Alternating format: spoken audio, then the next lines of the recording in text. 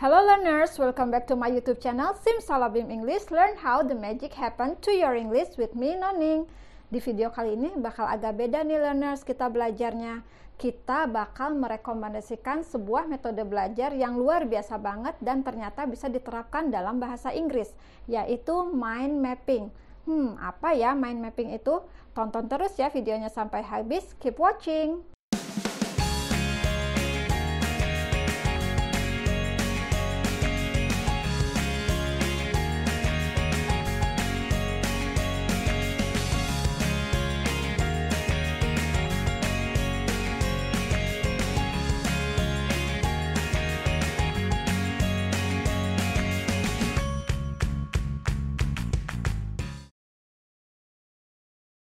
Oke learners, kita mulai ya mind mappingnya.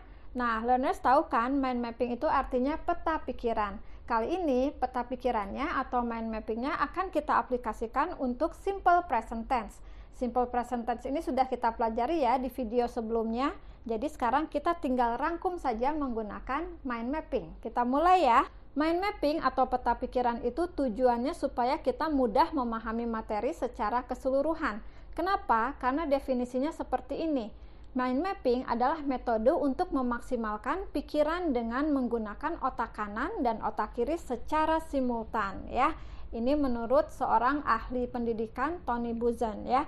Nah, mind mapping ini dia bisa mensimultankan kerja otak kiri dan otak kanan ya. Jadi kalau dua-duanya bisa bekerja secara seimbang, itu kreativitas dan fungsi logisnya akan berjalan dengan baik. Nah, kalau tujuan dari mind mapping adalah memahami konsep atau materi secara menyeluruh. Jadi materinya itu biasanya disajikan dalam satu tampilan saja, tidak beberapa lembar. Misalnya kalau learners mencatat materinya cukup satu lembar kertas saja sudah mencakup keseluruhan materi sehingga kita bisa memahaminya secara menyeluruh ya. Nah, kalau bentuknya itu berupa visualisasi ya. Visualisasi dari ide konsep secara terorganisir dan sistematis. Nah, menarik kan mind mapping ini? Nah, sekarang kita langsung ya aplikasikan dalam simple present tense. Bakal seperti apa bentuknya? Nah, di tengah itu biasanya kita simpan judulnya ya. Di tengah ini kita simpan judulnya, kemudian kita lihat poin-poin pentingnya di sekitar judul. Misalnya yang pertama akan kita lihat adalah keterangan waktu atau time signal ya. Di video sebelumnya masih ingat kan cara mudah untuk mengingat keterangan waktu dalam simple present tense? Ya, salon seru. Gampang ya mengingatnya, salon seru. Dia adalah singkatan dari beberapa keterangan waktu untuk simple present tense. S-nya sometimes, L-nya always, O-nya often, N-nya never. Masih ingat kan? Lalu serunya apa? S yang kedua adalah seldom, E-nya every, R-nya rarely, dan U-nya usually.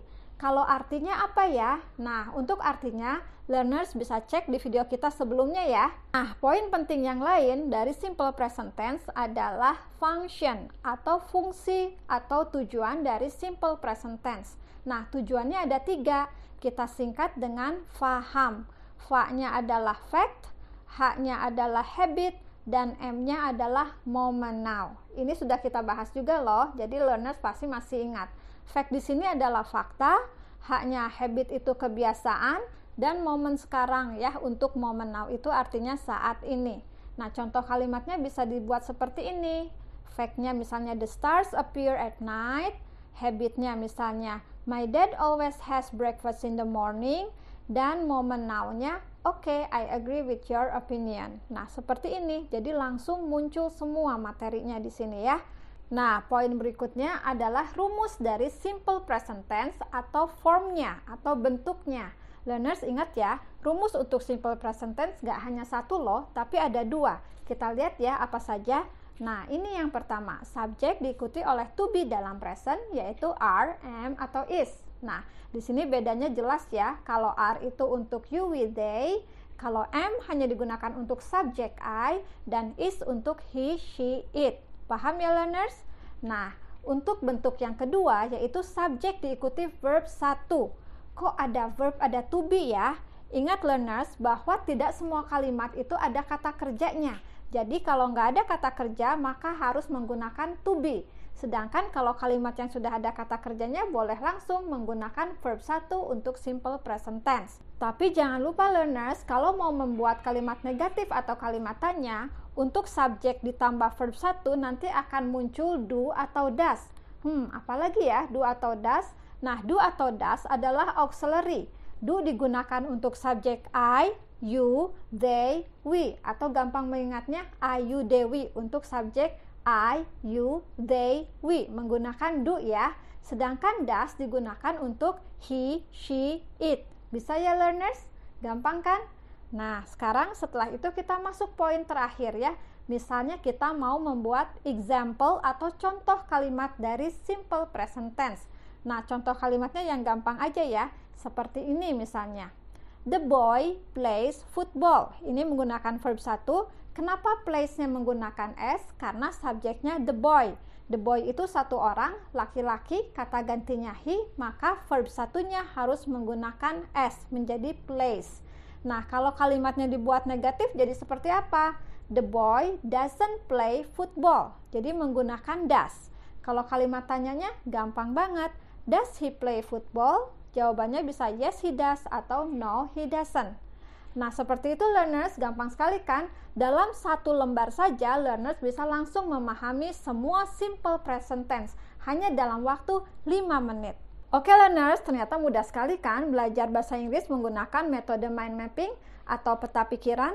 Nah, ternyata metode ini bisa loh diterapkan untuk pelajaran lainnya. Nah, untuk bahasa Inggris ternyata sangat memudahkan. Learners, jangan lupa ya selalu nonton Simsalabim English karena akan banyak sekali materi-materi yang luar biasa juga yang akan kita share selalu untuk learners semua. Nah, jangan lupa juga subscribe, like, dan komen ya. Dan yang paling penting, share video ini ke teman-teman kamu supaya kita bisa belajar bareng Simsalabim English, learn how the magic happen to your English.